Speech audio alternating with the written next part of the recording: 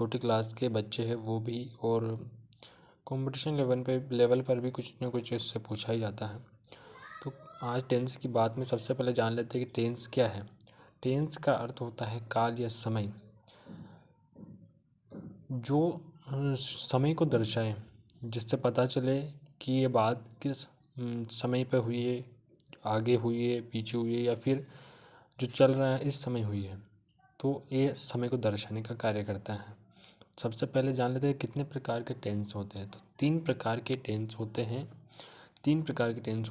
एक होता है प्रेजेंट टेंस, जिसे हिंदी में वर्तमान काल भी बोला जाता है। दूसरा होता है पास्ट टेंस, जिसे भूतकाल भी बोला जाता है। तीसरा होता है फ्यूचर टेंस, जिसे भविष्य काल भी बोला जाता है। ये तीन प्रकार के टेंस होते हैं।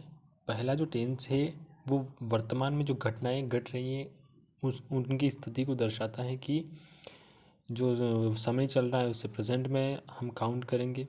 और दूसरा जो टेंस है वो जो भविष्य में जो पीछे घट चुकी है घटनाएं उनको बताता है। हिस्ट्री के बारे में अधिकतर वो चीज़ें जो हम देखते हैं जो घट चुकी है उनके बारे में भूतकाल या पास्ट टेंस हमें बताता है। तीसरा है फ्यूचर टेंस, जो भविष्य में होने वाली सभी घटनाओं की जानकारी देता है, उसे भविष्य काल या फ्यूचर टेंस बोला जाता है। ठीक है, उसे फ्यूचर टेंस बोला जाता है।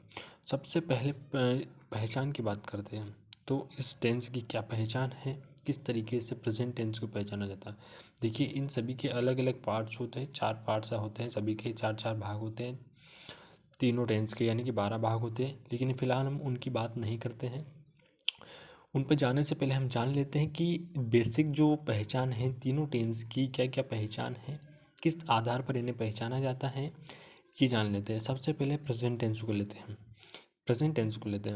प्रेजेंट टेंस की जो आम तौर पर पहचान है वो है, और इसमें अलग अलग प्रकार में अलग अलग फॉर्म जुड़ता जाता है। जैसे कि प्रेजेंट इंडेफिनाइट की बात करेंगे हम, तो इसमें ता जुड़ जाएगा, तो उसकी पहचान हो जाएगी ता है, ती है, ते हैं।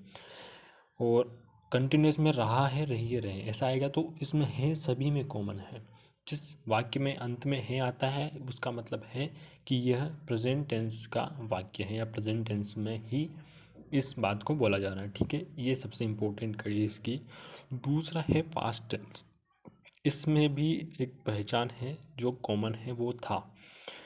इस पहचान को इस तरीके से याद रखना है कि भाई जो भी चीज़ घटनाएं घट चुकी है उसमें लगेगा था, थी, थे लगेगा, लेकिन वाक्य के अंत में था, थी, थे आएगा तो पास्ट टेंस है, प्रॉपर पास्ट टेंस है वो। उसके बाद में अलग अलग प्रकार में अलग अलग चीज़ें आगे जुड़ती हैं, पीछे ये था, थी, थे ही आता है। इसी प्रकार के फ्यूचर टेंस की बात करें तो इसमें आता है गा, गी और गे। इसमें आएगा गा, गी और गे। फ्यूचर टेंस में भी इसी प्रकार से, जैसे कि रहा होगा, रही होगी, रहे होंगे, चुका होगा, चुकी होगी, चुके होंगे। तो ये गा और गे ये अंत में आना निश्चित है। इसी प्रकार से पता चलता है कि कौन सा टेंस है और क्या क्या प्रकार है।